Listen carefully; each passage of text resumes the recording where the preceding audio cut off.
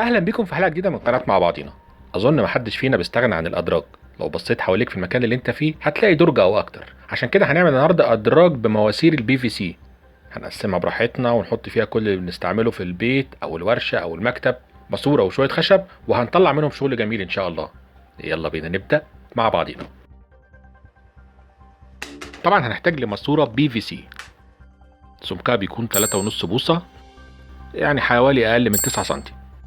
بس النوع اللي هو طري شويه مش القوي جدا، هيكون ارخص وهينفع اللي ناويين نعمله. الفكره هنا اننا هنجيب ماسوره تانية نفس السمك ونقص منها جزء بالشكل ده.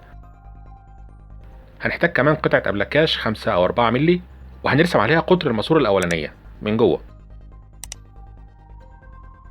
وهندخل الماسورتين في بعض ونرسم قطر الماسوره التانية اللي هي الصغيره، ونستعمل بقى الاركت في اننا نقص الدوائر دي كده الدايره الكبيره هنركبها في الماسوره الاولانيه.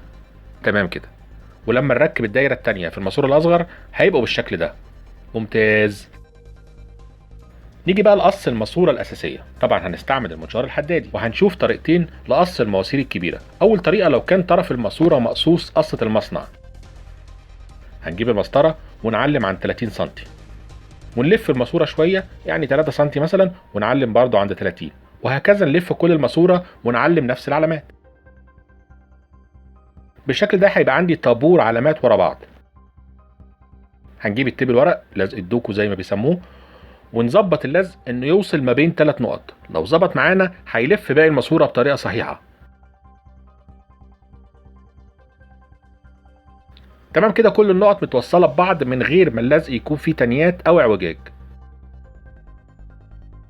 نبدا بقى بالمنشار نعلم بس علامه داير ما يدور، يعني يا دوب نحفر خط طويل على داير الماسوره، ونلف تاني مره ونزود في النشر لحد ما تتقص. هتطلع معانا مقصوصه تمام.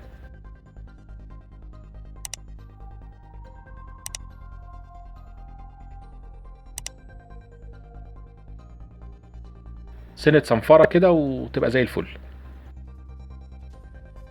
تاني طريقة عندنا لو كان الطرف بتاع الماسورة مش مظبوط قوي وعايزين نقص حتة طويلة، او حتى نظبط النهاية دي عشان نقص بالطريقة اللي قلناها اول مرة. هنعلم علامة عن 30 سم برضو، وهنحتاج اي ورق سميك شوية. انا هستعمل رول صنفرة، وهحطه عند البداية ونلف الورق على الماسورة. اهم حاجة نتأكد بقى ان الورق بيلف على بعضه بطريقة سليمة، الحرف على الحرف بالظبط. ساعتها هنضمن انه لما نعلم بالقلم هيكون الخط بيقطع الماسورة بصورة سليمة 100%. وبرضه نقصها بالمنشار.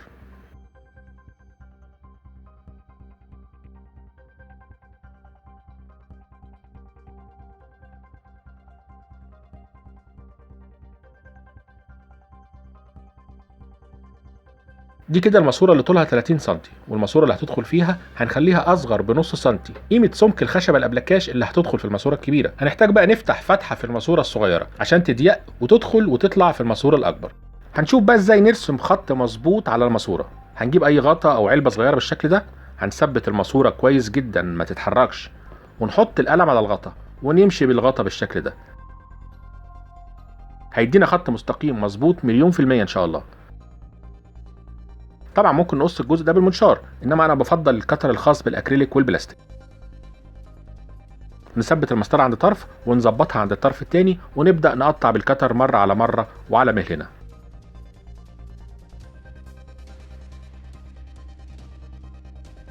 كده قصينا الخط اللي راسمينه، وبنفس الطريقه بقى هنشيل جزء باقي من الماسوره بالطول.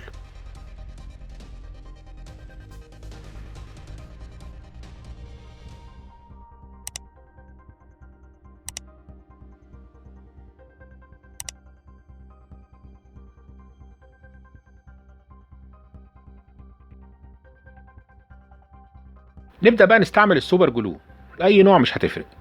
هنركب الدايره الخاصه بالماسوره الكبيره، ندخلها لجوه شويه، ونحط السوبر جلو داير ما يدور.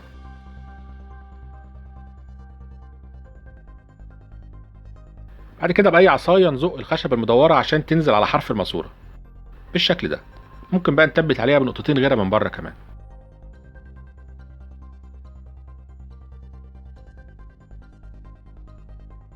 هنجيب بقى الماسوره الصغيره مع دايرتين خشب صغيرين ونلزقهم برضو بالسوبر جلو.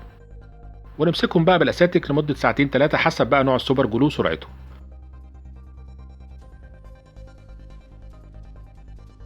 بعد ما كله نشف كويس نبدا بقى نقص الجزء الزياده من الدايره الخشب، واحده واحده ومره على مره وعلى مهلنا احسن نتعور. اهو شفتوا، لسه كنت بقول لكم اديني اتعورت. معلش حصل خير الحمد لله.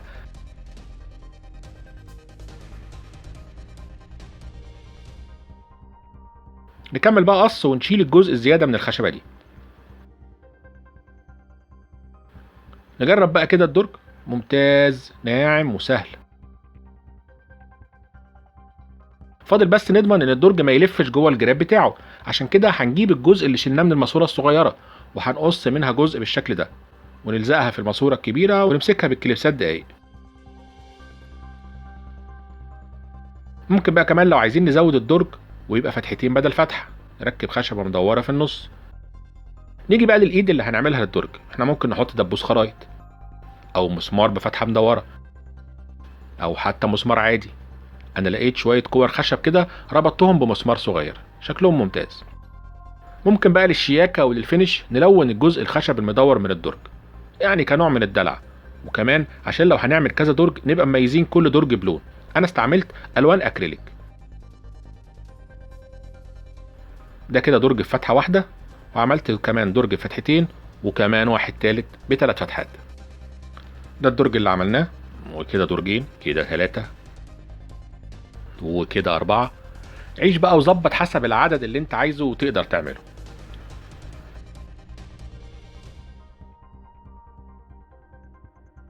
المهم احنا متعودين ما نطلبش منكم الاشتراك في القناه الا لو الفيديو عجبكم، وكالعاده مش هوصيكم على اللايك والشير، وان شاء الله نتقابل على خير. سلام عليكم.